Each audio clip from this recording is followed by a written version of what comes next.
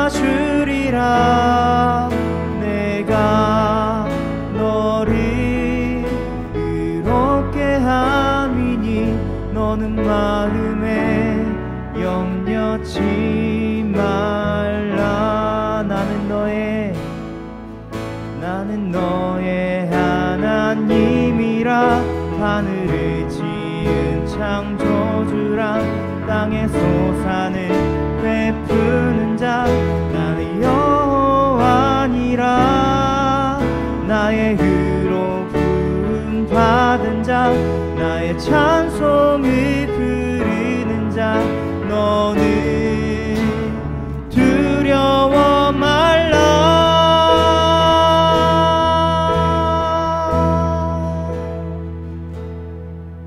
내가 너를 굳세게 하리라. 내 손으로 너를 꼭 붙잡아 주리라. 내가 너를 의롭게 함이니 너는 마음에 염려치 말라.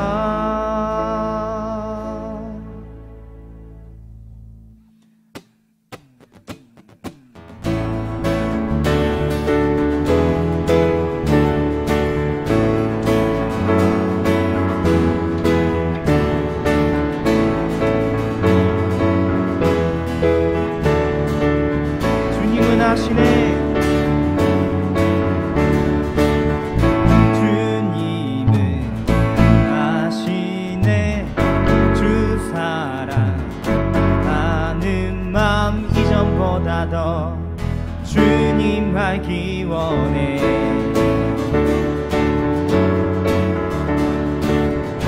내 마음 다하여 주님께 고백해. 주님만 위해 내 삶 드리기 원해. 위대하신 왕 위대하신 왕 내 맘에 한 소망 언제나 주와 함께 언제나 주와 함께. 예수 나의 영혼의 구세주 영원 무궁히 주님만을 나 찬양하리.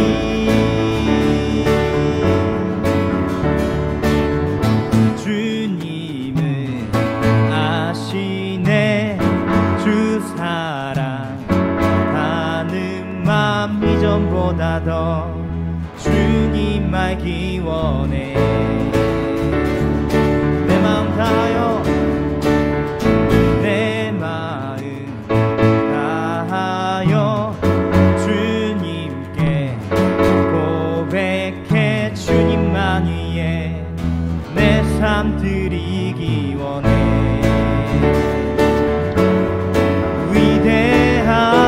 위대하신 왕 내 맘에 한 소망 언제나 주와 함께 언제나 주와 함께 예수 나의 영혼의 구세주 영원 무궁히 주님만을 찬양하리 위대하시와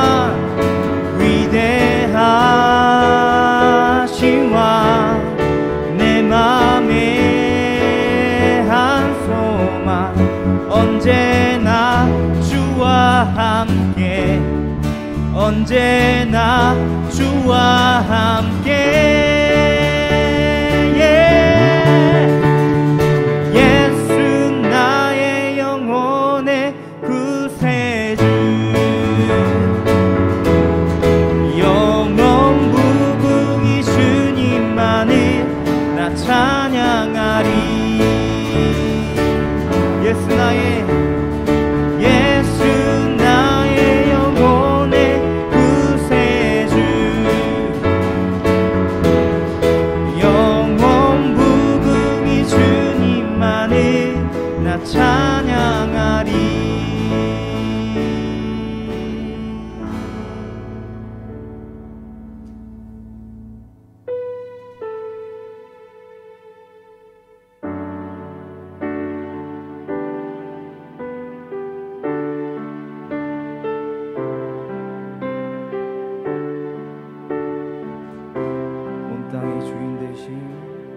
온 땅의 주인 되신 주님이 내 이름 아시며 상한 맘 돌보네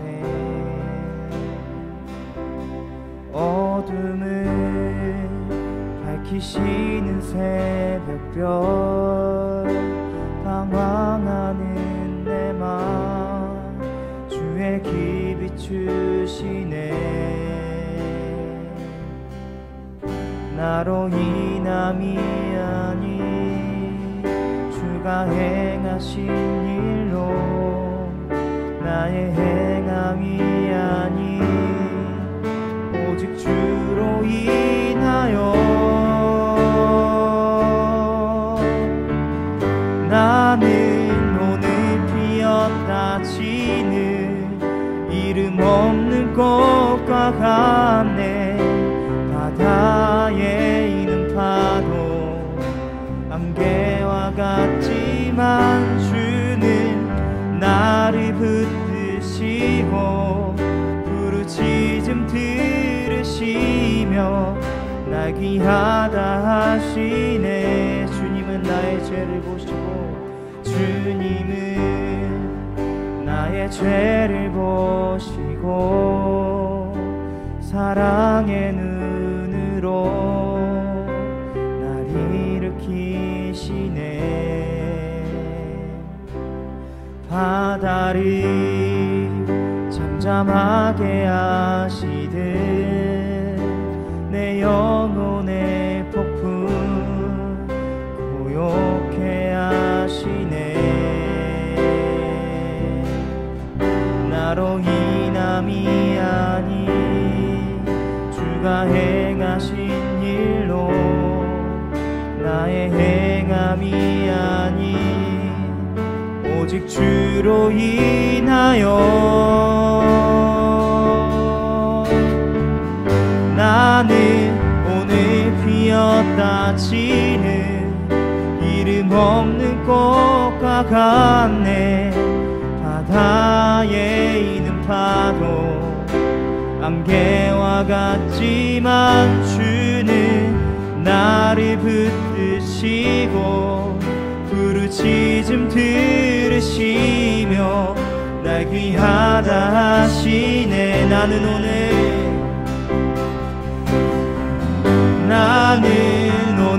피었다 지는 이름 없는 꽃과 같네 바다에 있는 파도 안개와 같지만 주는 나를 붙드시고 부르짖음 들으시며 날 귀하다 하시네. 하나님 감사합니다. 온 땅의 주인 되신 주님께서 이 시간도 우리의 예배를 받기 위하여 이 시간도 함께 예배 모여 함께 예배할 수 있도록 은혜 베풀어 주셔서 참으로 감사합니다. 이 시간 영과 진리로 드려지는 참된 예배가 될 수 있도록 도와주시고, 상하고 찢긴 마음으로 나와서 예배하오니 내가 받는 예배는 상한 심령이라고 말씀하셨던 주님, 이 시간도 우리의 마음을 받아주시고 영과 진리로 드리는 예배 가운데 홀로 영광 받아주시기를 간절히 원합니다. 하나님, 어제는 갑작스럽게 또 한 선교회에서 또 100명 이상 코로나가 확진되었다는 그런 뉴스 보도가 나오고 있습니다. 교회들은 그것은 또 일반적인 교회가 아니다라고 그렇게 그들의 치부를 밝히고 우리의 교단이 아니다, 우리와 상관이 없다라고 그렇게 모든 의견들을 내놓고 있지만, 우리는 하나님의 엄중한 경고의 메시지를 받기를 원합니다. 실로암 망대가 무너지고 갈릴리 사람들이 죽었을 때에 왜 저 사람들은 죄 때문에 죽었냐라고 물었던 그 백성들에게 예수님께서 너희도 회개하지 않으면 다 저와 같이 망하게 될 것이다 라고 우리에게 말씀하셨던 그 귀한 말씀을 가슴에 새기기 원합니다. 교회가 이 땅에 심겨진 이미지가 교회가 아니라고 해도 믿어주지 않는 상황 속에 우리는 놓여 있습니다.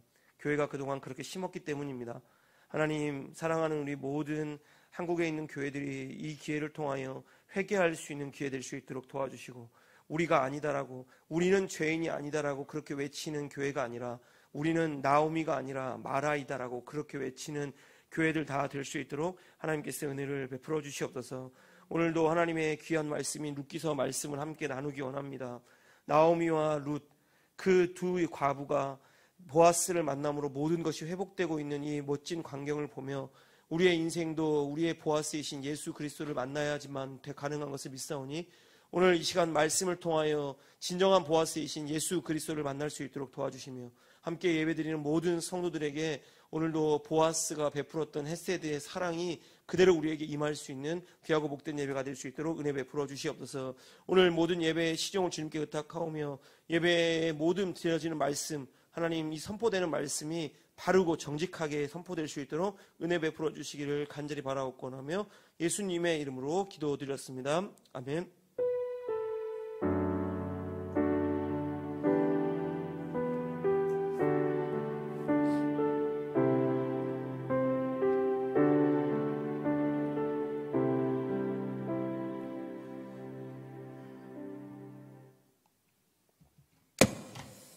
오늘 말씀 룻기서 3장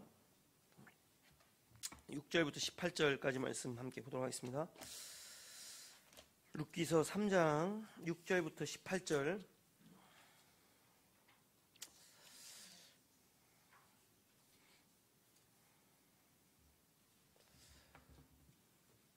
룻기서 3장 6절부터 18절 성경 404면에 있습니다. 구역성경 함께 같이 읽도록 하겠습니다. 그가 타작마당으로 내려가서 시어머니의 명령대로 다 하니라. 보아스가 먹고 마시고 마음이 즐거워 가서 곡식단 더미의 끝에 눕는지라. 룻이 가만히 가서 그의 발치 물을 듣고 거기 누웠더라. 밤중에 그가 놀라 몸을 돌이켜 본즉 한 여인이 자기 발치에 누워 있는지라. 이르되 네가 누구냐 하니 대답하되 나는 당신의 여종 룻이오니 당신의 옷자락을 펴 당신의 여종을 덮으소서. 이는 당신의 기업을 물을 자가 됨이니이다 하니, 그가 이르되 내 딸아 여호와께서 내게 복 주시기를 원하노라. 네가 가난한 건 부하건 젊은 자를 따르지 아니하였으니 네가 베푼 인애가 처음보다 나중이 더하도다. 그리고 이제 내 딸아 두려워하지 말라. 내가 내 말대로 내게 다 행하리라. 내가 현숙한 여인인 줄 너의 성읍 백성이 다 아느니라. 참으로 나는 기업을 물을 자이나 기업 물을 자로서 나보다 더 가까운 사람이 있으니 이 밤에 여기서 머무르라. 아침에 그가 기업 물을 자의 책임을 내게 이행하려 하면 좋으니 그가 그 기업 물을 자의 책임을 행할 것이니라. 만일 그가 기업 물을 자의 책임을 내게 이행하기를 기뻐하지 아니하면 여호와께서 살아계심을 두고 맹세하노니 내가 기업 물을 자의 책임을 내게 이행하리라. 아침까지 누워 있을지니라 하는지라. 룻이 새벽까지 그의 발치에 누웠다가 사람이 서로 알아보기 어려울 때에 일어났으니 보아스가 말하기를 여인이 타작마당에 들어온 것을 사람이 알지 못하여야 할 것이라 하였습니다. 보아스가 이르되 내 겉옷을 가져다가 그것을 펴서 잡으라 하매 그것을 펴서 잡으니 보리를 6번 되어 룻에게 지워주고 성읍으로 들어가니라. 룻이 시어머니에게 가니 그가 이르되 내 딸아 어떻게 되었느냐 하니 룻이 그 사람이 자기에게 행한 것을 다 알리고 이르되 그가 내게 이 보리를 6번 되어 주며 이르기를 빈손으로 내 시어머니에게 가지 말라 하더이다 하니라. 이에 시어머니가 이르되 내 딸아 이 사건이 어떻게 될지 알기까지 앉아 있으라. 그 사람이 오늘 이 일을 성취하기 전에는 쉬지 아니하리라 하니라. 아멘. 우리나라 성경을 보면 모세오경, 그 다음에 역사서, 그 다음에 시가서, 예언서 이렇게 진행이 되는데 히브리서 성경에 보면 모세오경, 그 다음에 예언서, 그리고 성문서 이렇게 순서가 진행이 됩니다. 성문서는 시편, 욥기, 잠언, 룻 이런 순서로 이게 진행이 되는데 시편, 욥기, 잠언, 룻, 잠언 다음에 룻이 배치가 되어 있습니다. 잠언의 맨 마지막은 현숙한 여인에 대한 이야기를 다루고 있는데요. 잠언 31장에 나옵니다. 31장 10절에 이런 말씀이 있습니다. 누가 현숙한 여인을 찾아 얻겠느냐? 그의 값은 진주보다 더하니라. 현숙한 여인을 찾아 얻겠느냐? 그의 값은 진주보다 더하리라. 누가 현숙한 여인이냐라는 질문을 던지고 그 다음에 룻기서가 배치가 되어 있는 것은 의도를 가지고 있는 것입니다. 바로 그가 말씀하고 잠언에서 말하고 있는 현숙한 여인, 그러면 성경에서는 현숙한 여인이 누구냐라는 질문에 그 히브리어 성경은, 그리고 그 유대인들의 대답은 뭐였냐? 바로 룻이 현숙한 여인이다라고 대답을 해주고 있는 것입니다. 그래서 오늘 룻기서 3장 11절에 보아스가 룻에게 했던 말입니다. 네가 현숙한 여인인 줄을 나의 성읍 백성이 다 아느니라.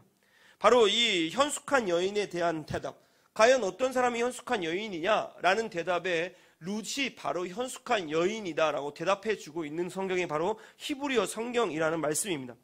베들레헴으로 돌아왔던 나오미, 그는 여전히 자신의 망가진 인생으로 인해 우울증에 걸려 집 밖으로 나오지 못했던 인생이었습니다.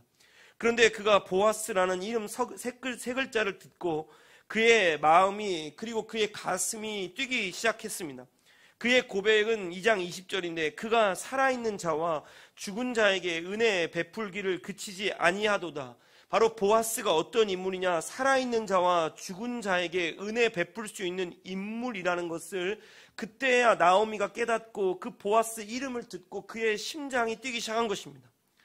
그 보아스, 값을 주고 나오미의 모든 것을 회복시켜 줄 수 있는 인물이었습니다. 보아스가 룻에게 헤세드 사랑을 베풀었습니다. 한 에바 약 22리터 17kg의 보리를 줬던 남자입니다. 한 달은 좋게 먹을 수 있는 양을 주고 그리고 식사를 제공하고 일터를 제공하고 복지를 책임졌던 그 보아스.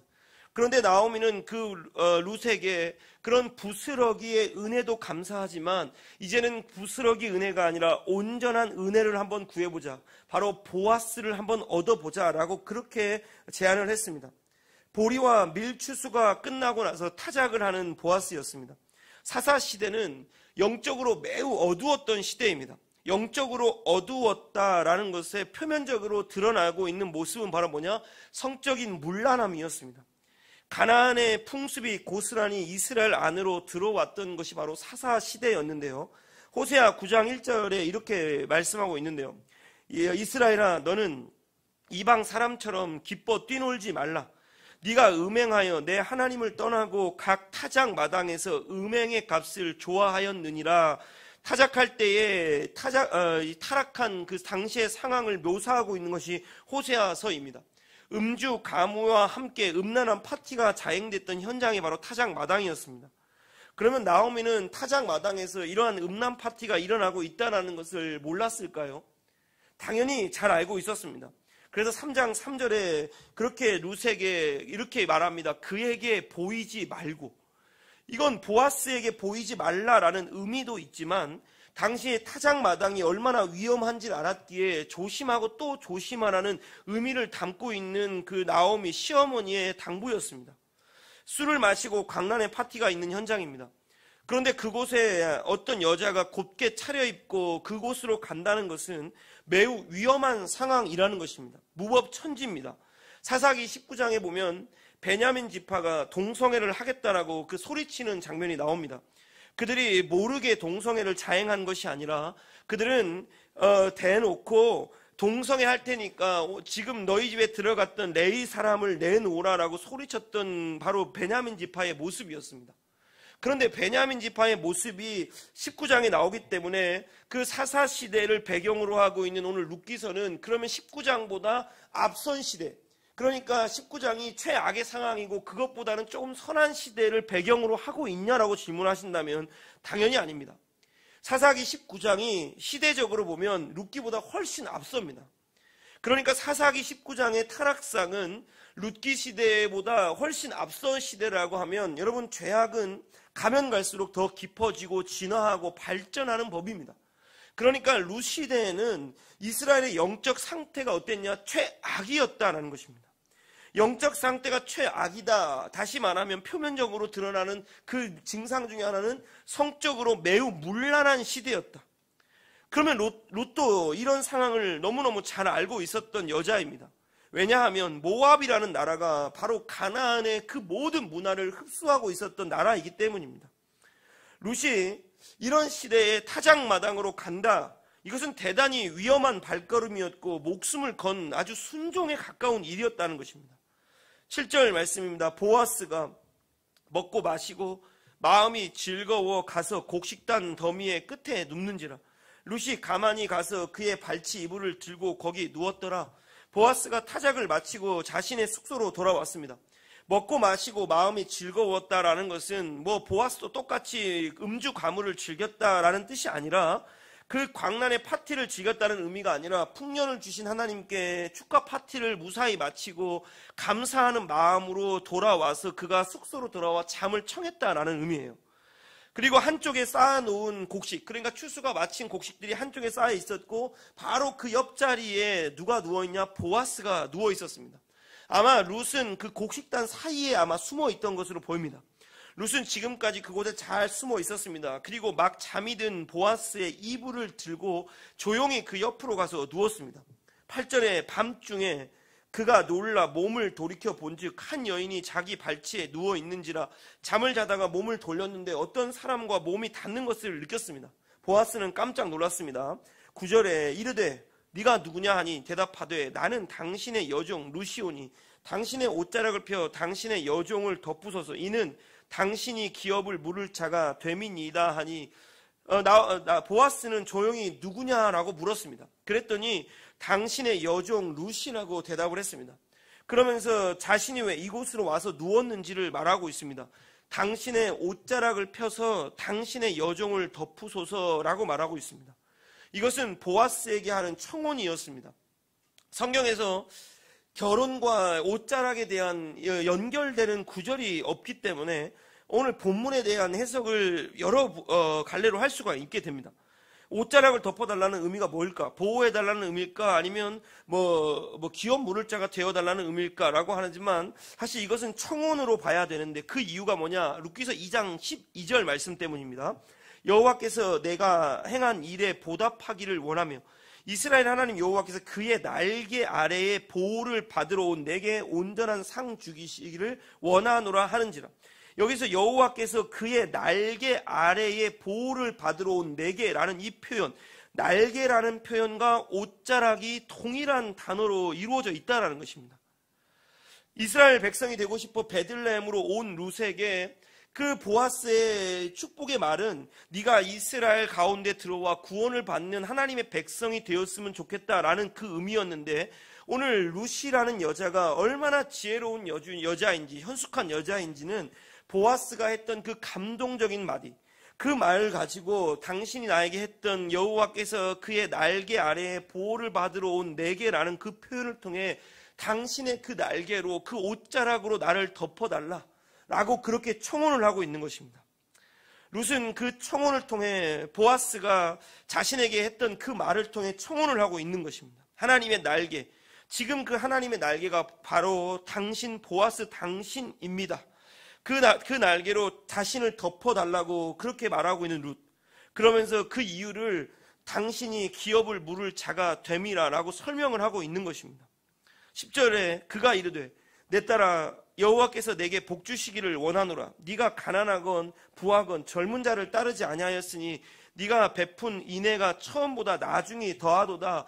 보아스는 이 룻의 청혼을 받은 후 감동을 받았습니다. 뭐 룻이 매력적이거나 뭐 예뻐서가 아니라 룻의 그 마음 때문이었는데, 바로 어떤 마음이었냐? 젊은 룻이었습니다. 젊은 여자 룻은 매력이 있었기 때문에 그의 고향으로 돌아가 젊은 남자를 만나서 결혼할 수 있었고, 자기보다 훨씬 돈 많은 사람을 선택할 수 있었는데, 오늘 그가 보아스에게 청혼하는 이유가 뭐냐? 바로 그에게 청혼하는 이유는 보아스를 통하여 먹고 살고 뭐 이번에 한몫 잡아보자, 뭐 이런 마음으로 보아스에게 접근하는 것이 아니라 자신의 시어머니와 죽은 남편을 위해서 그 죽은 남편의 대를 이어 그의 가문을 잇겠다는 생각으로 나이 많은 보아스에게 청혼을 하고 있다는 것을 누구보다 보아스가 잘 알고 있었기 때문이에요. 이것이 바로 룻의 헤세드였습니다. 룻은 헤세드를 경험했습니다. 그 모압에서 죽어 마땅한 자신의 민족이었습니다. 아버지와 딸의 관계에서 태어난 후손들로 이루어진 모압, 하나님의 총회에도 영원히 들어오지 못하는 저주받았던 그 민족을 하나님께서 어느 날 그 가운데 살고 있는 룻을 불쌍히 여기셔서 한 가문이 이사를 오게 하셨고, 그 가문을 통하여 하나님에 대한 이야기를 들었습니다. 그리고 그 하나님에 대한 이야기를 들으며 점점 마음에 믿음이 생겼던 룻은 시어머니를 따라 베들레헴까지 오게 되었습니다. 그리고 하나님이 자기를 구원해 주신다라는 그 강한 확신과 믿음을 가지고 그 헤세드를 경험했던 그 룻은 그 헤세드를 통하여 나오미의 평생의 삶을 책임지려고 베들레헴으로 왔는데, 그런데 하나님의 헤세드는 바로 보아스를 통해 자신에게 완벽하게 드러나게 됩니다. 함께 식사를 하고 엄청난 양의 보리를 주고, 그것도 너무너무 감사할 일인데 그 어느 하나 자기의 이야기 알아주는 사람 없었는데, 그 보아스가 자기의 이야기를 너무너무 정확하게 알고 있었고, 하나님의 헤세드 때문에 베들레헴으로 온 자기의 소소한 이야기를 보아스의 입을 통하여 전달하고 있었던 그 순간, 바로 룻은 하나님의 헤세드를 경험하게 된 것입니다. 그 헤세드가 룻을 오늘 위험한 타작마당, 그리고 보아스에게까지 오게 했던 것입니다. 바로 우리는 여기서 한 가지 교훈을 얻어야 됩니다. 우리는 예수님을 섬기는 우리에게 어쩌면 룻의 위험한 순종이 필요한 시대를 살아가고 있습니다. 우리는 예수님의 헤세드를 경험했습니다. 예수님께서 우리를 구원하시기 위하여 십자가에 달려 돌아가시고, 영원전부터 그의 계획 속에 우리를 구원하시기 위한 삼위 하나님의 놀라운 계획 속에 우리를 구원해 내셨습니다. 하나님의 헤세드는 지금도 여러 가지 모습으로 우리에게 나타나고 있고, 우리는 그 헤세드를 누리며 살아가고 있는데, 어찌하여 우리는 여전히 우리밖에 모르고 위험을 감수하지 않는 우리의 모습을 우리는 여실히 오늘 본문을 통해 봐야 되는 것입니다. 하나님의 헤세드를 경험한 자들입니다.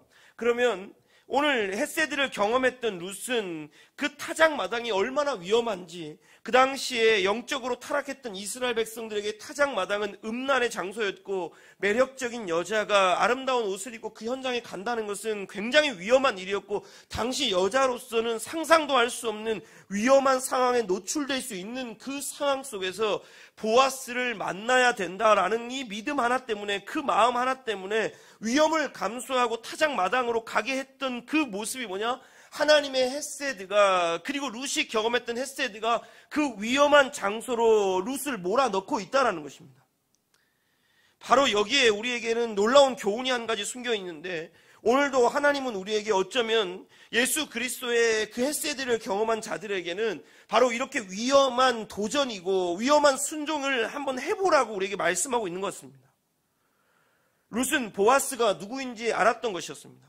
보아스는 죽은 자신의 남편을 살리고 빼앗겼던 모든 땅을 다시 살 수 있는 자였습니다. 하나님의 날개가 바로 보아스였고, 그 보아스가 결국 예수님을 너무너무 닮아 있다는 것, 그래서 그 보아스를 만나기 위해 위험을 감수하고 명예를 버리고 그곳까지 오게 된 것입니다. 그렇다면 우리는 하나님의 헤세드를 경험하고 여전히 이렇게 예수님을 믿고 살아가는데, 우리는 과연 하나님을 위해 얼마나 위대한 그리고 위험한 도전을 하며 살아가는지 한번 곰곰이 하나님께 질문해 보시기 바랍니다. 자기의 모습을 돌아보기 바랍니다. 조금도 자기의 손해를 보면 안 됩니다. 자기가 교회 일을 하면서 하나님을 섬기면서 나에게 손해되는 일은 나는 조금도 할 수 없어 라고 하며 조금도 손해보지 못하는 우리의 모습과 오늘 룻의 모습은 너무나도 차이가 나고 있다는 것이에요. 만약에 그 현장으로 찾아간 룻이었는데 보아스가 그 룻을 보고 버럭 화를 냈다면 어떻게 됐을까요? 보아스가 룻에게 너 뭐 하는 짓이냐고, 요즘 뭐 속된 말로 너 왜 개수작이냐고 이렇게 얘기해봐요. 그러면 룻은 거리의 여인으로 몰릴 위기에 처해질 것입니다. 반대로 당시의 문화에 지금 보아스가 그 기쁜 마음으로 잠이 들고 있는데 그 당시의 문화적인 상황에서 만약에 보아스가 성적으로 그에게 접근했다면 룻과 나오미는 그대로 그 순간에 죽은 자와 똑같은 신세가 된다라는 것입니다. 다음날 룻이 억울하다고 내가 어젯밤에 이런 일을 당했다라고 고소했다고 생각해 보세요. 요즘같이 미투가 뭐 일반화된 사회 속에서야 여자 말을 들어주지 그 당시에 누가 여자 말을 들어주겠습니까? 그 밤에 타작마당에 여자가 화장을 하고 옷을 잘 차려입고 나타났다? 누가 봐도 의도가 있고 노림수가 있었던 그 상황이었습니다. 아마 사람들은 그런 룻에게 만약에 보아스가 어떤 짓을 했다고 할지라도 룻이 먹고 살기 힘드니까 이렇게 몸을 팔아서 그가 먹고 살려고 하는구나 라고 하며 오히려 룻을 욕하고 거리의 여인으로 그를 몰아낼 수 있는 그런 상황이었습니다. 보아스는 한번 즐기자 라는 마음으로 룻에게 접근한다고 할지라도 전혀 손해볼 거 없는 상황이었습니다. 룻은 모든 상황이 위험했습니다. 당시의 시대 상황도 위험했고 모든 정황이 룻이 아무리 선한 의도로 그 현장에 간다고 할지라도 룻에게는 아무것도 좋은 것이 없는 현장이었습니다. 그런데 부스러기 은혜가 아닌 온전한 은혜, 온전한 빵을 얻기 위해서 위험한 순종과 헌신과 자신을 던지는 희생이 필요하다고 느꼈던 룻은 그날 밤에 모든 것을 버리는 위험한 순종과 헌신과 자기를 던지는 희생의 현장 속으로, 그리고 바로 그 현장이 오늘 타작마당으로 자기의 몸을 내어 던지고 있습니다. 여러분, 이 시대에 우리가 성도들이 요구되는 자세 아닐까요? 하나님의 부스러기 은혜가 아닌 온전한 은혜를 구하고 있는데 우리는 여전히 우리의 희생도 없고 순종도 없고 헌신도 없는 우리의 모습 속에 하나님 우리에게 왜 온전한 떡을 주시지 않냐라고 묻는 우리라면 하나님이 우리에게 뭐라고 대답하시겠습니까? 11절입니다. 그리고 이제 내 딸아 두려워하지 말라. 내가 내 말대로 내게 다 행하리라. 네가 현숙한 여인인 줄을 나의 백성이 다 아느니라. 그 보아스는 그런 룻을 이용하지 않았습니다. 그 룻의 그 당시의 약점과 아픔을 이용하여 룻을 이용하거나 룻에게 못된 짓을 하지 않았습니다. 본능대로 움직이지 않았습니다. 오히려 룻을 위로하고 안심시켜줍니다. 얼마나 두렵고 떨리겠습니까? 그 보아스 옆에 누울 때의 그 가슴 떨리는 그 상황, 혹시라도 일이 어긋나거나 보아스가 버럭 화를 내거나 그리고 보아스가 본능대로 움직였을 때 룻에게는 엄청난 수치와 영원히 지울 수 없는 상처로 남을 수밖에 없는 그런 상황 속에 그 떨고 있는 그 심장 소리가 보아스의 귀에 그대로 들렸습니다. 안심하라는 겁니다.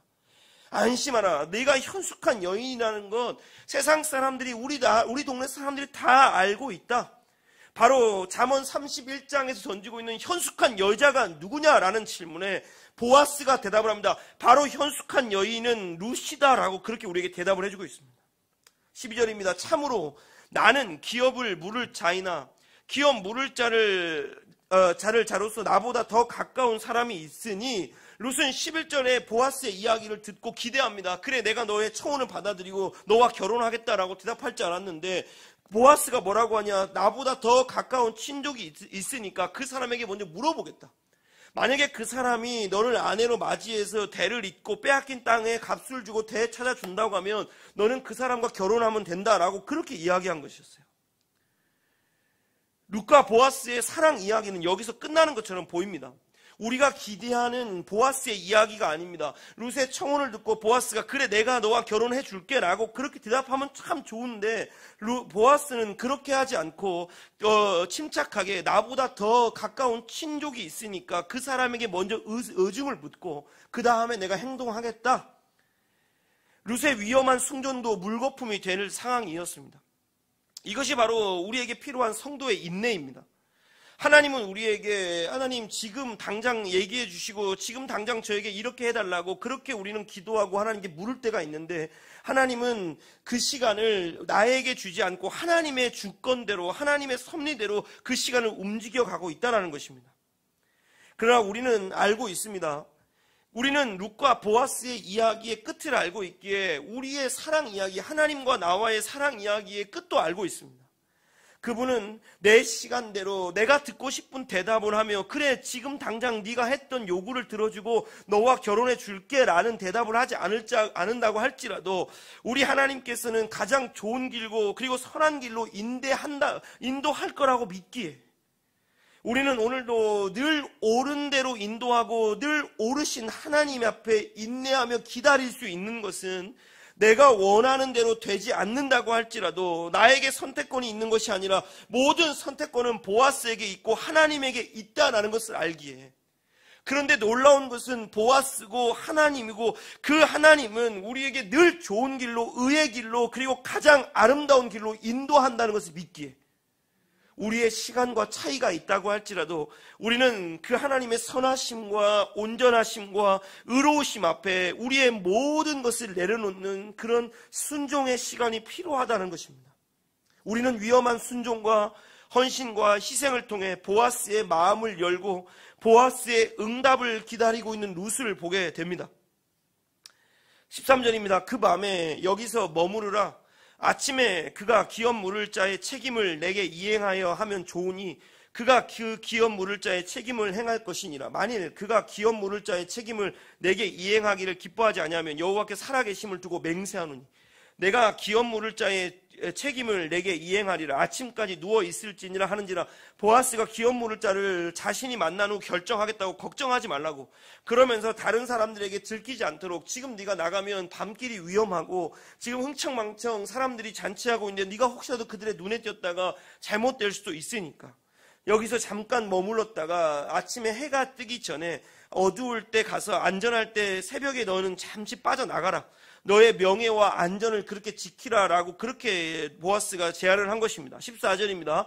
룻이 새벽까지 그의 발치에 누웠다가 사람이 서로 알아보기 어려울 때에 일어났으니 보아스가 말하기를 여인이 타작마당에 들어간 것을 사람이 알지 못하여야 할 것이니라 하였습니다. 왜 여인이 타작마당에 들어간 걸 사람이 알지 못하냐면, 타작마당, 그 당시에 타작마당에 여자가 왔다. 아까 이야기했지만 그 여자는 100% 몸 파는 여자였어요. 그렇기에 룻은 그런 일을 하지 않았지만 스캔들에 휘말릴 수밖에 없었고, 그러면 룻에 현숙하다라는 소문은 다 물거품되고 그 여자는 몸을 파는 거리의 여인이라는 소문이 파다하게 날 것입니다. 모압에서 온 여자가 바로 그런 여자였냐라고 이런 소문이 나면 보아스와 룻 그리고 이 나오미 전체가 아주 치욕스러운 삶을 살아갈 수밖에 없기 때문에 오늘 보아스는 걱정스럽게 그 여자가 아무도 알지 못하는 시간에 빠져나가기를 바랬던 것입니다. 그리고 15절입니다. 보아스가 이르되 네 겉옷을 가져다가 그것을 펴서 잡으라. 하매 그것을 펴서 잡으니 보리를 6번 되어 룻에게 지워주고 성읍으로 들어가니라. 새벽이 되어 아무도 모르게 갈 수 있는, 아무도 몰라 갈 수 있는 시간이 되었습니다. 보아스는 그냥 룻을 빨리 가라 하고 보낼 수 있었는데 룻의 겉옷을 피게 한 다음에 6번의 보리를 이렇게 넣어줬습니다. 우리가 성경을 잘 알고 있지만 6번이라고 했을 때는 참 부정적인 의미가 많습니다. 이왕이면 3번 아니면 7번을 주는 것이 맞는데 6번을 6을 줬다. 이것은 분명히 좀 뭔가 불안한 것을 암시하고 있는 것처럼 보입니다. 그런데 오늘 이 보아스의 이 행동이 너무 놀라운 행동이었다는 것입니다. 왜냐하면 첫 번째는 보아스가 룻에게 이 보리를 주었던 이유가 뭐냐, 만약에 룻이 혹시라도 나가다가 다른 사람들에게 적발이 됐습니다. 그러면 이 여자가 여기 왜 왔지라고 소문날 수 있지만, 그가 만약에 옷에다가 보리를 들고 있으면 보리를 얻으려고 여기에 왔구나 라고 그렇게 이야기할 수 있는 상황을 만들어 준 거예요. 두 번째는 뭐냐, 왜 6번을 줬냐라는 것입니다. 6번, 7이 아니라 왜 6이냐? 7이 완전수인데 뭔가 불안해 보이는 이 요소, 왜 6을 줬을까? 마태복음 26장 29절에 답이 나옵니다. 그러나 너희에게 이르노니 내가 포도나무에서 난 것을 이제부터 내 아버지의 나라에서 새 것으로 너희와 함께 마시는 날까지 마시지 아니하시라 하시니라. 예수님께서 마지막 포도주를 마시지 않고 마지막 십자가를 달려 돌아가시고 승천하셨습니다. 그리고 내가 남은 이 포도주 한 잔을 언제 먹냐? 재림하는 날, 신랑의 신부를 데리고 오는 지상 재림하는 날, 내가 이 포도주 한 잔을, 마지막 남은 이 한 잔을 먹겠다라고, 마시겠다라고 그렇게 제자들에게 약속했던 것이 있습니다. 오늘 보아스의 행동이 바로 이거와 똑같습니다. 6번을 줬습니다. 6번 불완전하지만 7번의 완성을 채우는 날, 내가 마지막 7번째 보리를 너에게 주는 날은 둘 중에 하나다. 내가 너에게 축의금을 보내는 날이든 아니면 그날 내가 너에게 청혼하는 날이다. 이 보아스의 그 간접적인 메시지가 이곳에 담겨져 있었던 것입니다. 18절입니다. 이에 시어머니가 이르되 내 딸아 이 사건이 어떻게 될지 알기까지 앉아 있으라. 그 사람이 오늘 이 일을 성취하기 전까지 쉬지 아니하리라 하니라. 집으로 돌아왔던 룻은 보리를 보여줍니다. 그리고 보아스와 했던 이야기를 시어머니에게 전했습니다. 시어머니는 보아스가 아침이 되면 룻과 한 약속을 지키기 위해 기업물을 책임을 다하기 위해 그 가까운 친족을 만날 것이고, 그리고 그것이 잘 안 되면 자신이 7번째 보리를 들고 와 이 룻에게 청혼할 것을 기대하고 있었습니다. 그 일을 위해 쉬지 않고 일하는 보아스를 나오미는 기대하고 있었던 것입니다. 예수님이 마지막 포도주를 마시지 않고 십자가에 달려 돌아가셨습니다. 그리고 승천하셨고 승천하시면서 다시 오시겠다고 약속하셨습니다. 언젠간 예수님과 포도주를 함께 마시며 기쁨의 혼인잔치를 하는 그날이 반드시 올 것이라고 우리는 믿습니다. 내가 열심히 살았기 때문에, 위험하게 순종하고 헌신하고 내 몸 다 던져 희생했기 때문에 예수님께서 오시는 것이 아닙니다. 그 구원을 완성하시고 그 혼인잔치를 완성하시기 위해 오늘도 우리 예수님께서는 쉬지 않고 일하고 계시다는 사실입니다. 보아스, 바로 그 사람이 그런 사람입니다. 룻이 그렇게 헌신하고 순종하고 희생했기 때문에 그 사람이 그 룻에게 이런 일을 베풀어 주는 것이 아니라, 보아스 그 사람이 룻의 모든 것을 완벽하게 만들기 위하여 오늘도 쉬지 않고 일하기 위하여 아침에 해가 뜨기만을 기다리고 있고, 해가 뜨면 기업 물을 자를 만나러 갈 것이고 그와 단판을 지을 것이고, 그에게 이 책임을 다하지 않으면 자신이 이 룻을 아내로 맞이할 그 일을 준비하고 있었습니다.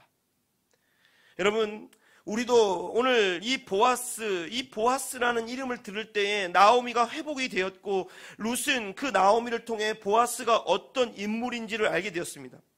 그래서 그는 위험한 순종도 하고 헌신도 하며 자기의 몸을 던지는 희생도 할 수 있었습니다. 보아스를 얻기 위해 그 룻은 그 선택을 했던 것입니다. 여러분, 오늘 우리도 그런 보아스이신 예수님을 얻기 위하여 한 번쯤은, 내 생에 한 번쯤은 위험하지만 그런 순종을, 그리고 헌신을, 내 몸을 던지는 희생을 해야 될 필요가 있지 않겠습니까? 하나님이 우리에게 원하는 것이 바로 그것입니다.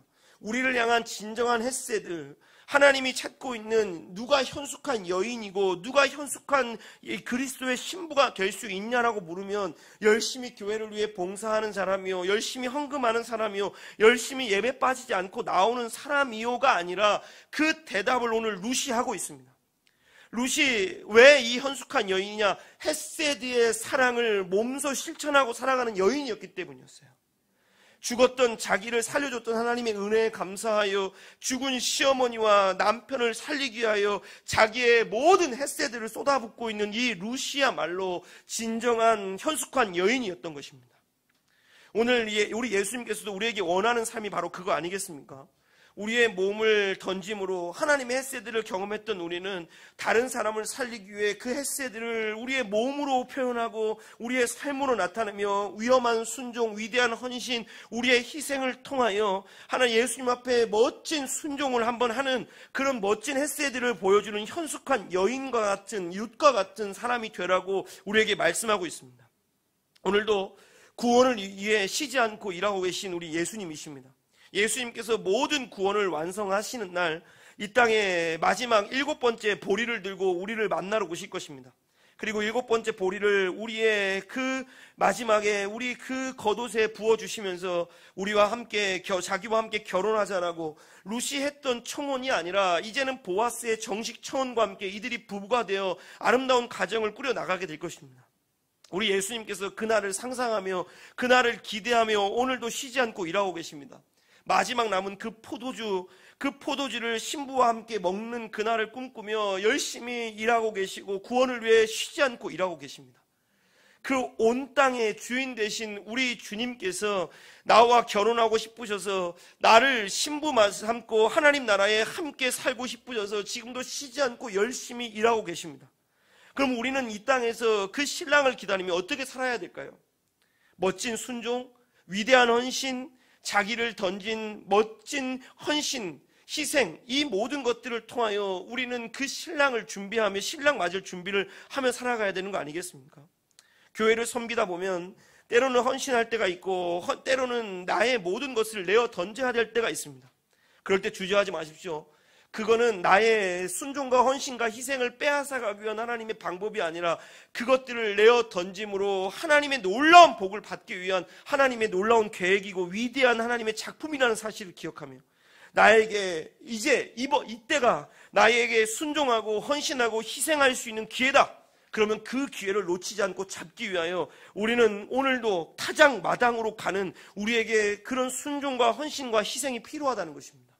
오늘 사랑하는 성도님들, 룻의 오늘 아름다운 그 모습을 보게 됩니다. 룻의 그 헌신이 결국에 쉬지 않고 일하게 하는 보아스를 만들어냈습니다.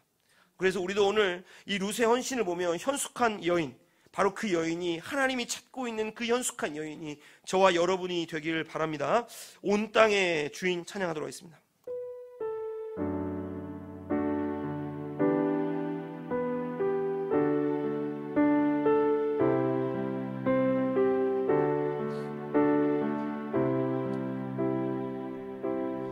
온 땅의 주인 되신 주님이 내 이름 아시며 상한 맘 돌보네. 어둠을 밝히시는 새벽별 방황하는 내 맘 주의 길 비추시네. 나로 인함이 아닌 주가 행하신 일로 나의 행함이 아닌 오직 주로 인하여 나는 오늘 피었다 치는 이름 없는 꽃과 같네. 바다에 있는 파도 안개와 같지만 주는 나를 붙드시고 부르짖음 들으시며 날 귀하다 하시네. 다시 한번 온 땅에 주인 되신 주님이 내 이름 아시며 상한 맘 돌보네. 어둠을 밝히시는 새벽별 방황하는 내 맘 주의 길 비추시네. 나로 인함이 아닌 주가 행하신 일로 나의 행함이 아닌 오직 주로 인하여 나는 오늘 피었다 치는 이름 없는 꽃과 같네. 바다에 있는 파도 안개와 같지만 주는 나를 붙드시고 부르짖음 들으시며 날 귀하다 하시네. 나는 오늘 피었다 치는 나는 오늘 피었다 치는 이름 없는 곳과 같네. 바다에 있는 파도 안개와 같지만 주는 나를 붙드시고 부르짖음 들으시며 날 귀하다 하시네. 그렇습니다. 보아스는 모든 것을 갖춘 완벽한 남자였습니다. 굳이 룻과 살지 않아도 그의 인생은 행복했고 그는 모든 것을 가진 완벽한 사람이었습니다. 그런데 모압에서 온 불쌍한 과부의 이야기를 듣고 있습니다. 그 과부를 살려줄 계획을 보아스가 하고 있습니다. 주님께서 그의 마음을 움직이셔서 보아스를 통하여 예수님을 우리에게 보여주고 있다라는 이 놀라운 사실을 우리는 가슴에 품고 이 시간 기도하기 원합니다. 룻과 같은 우리의 인생도 보아스이신 예수님은 듣고 계시고 우리를 신부 삼고 우리에게 가장 좋은 것을 주고 싶어 한다는 사실을 기억하며 우리도 그 신랑에게 위대한 헌신과 위험한 순종과 우리의 몸을 던지는 순종을 할 수 있는 우리가 되기를 간절히 원합니다. 예수님을 믿는다고 하면서 손해보지 않는 우리의 삶을 돌아보며 그 예수님을 향하여 우리의 모든 것을 내어 던지는 자들 될 수 있도록 도와주시고 위험한 타작마당으로 예수님을 얻을 수만 있다면 달려갈 수 있는 우리의 인생들 다 되게 해달라고 우리 한번 함께 이 시간 기도하도록 하겠습니다.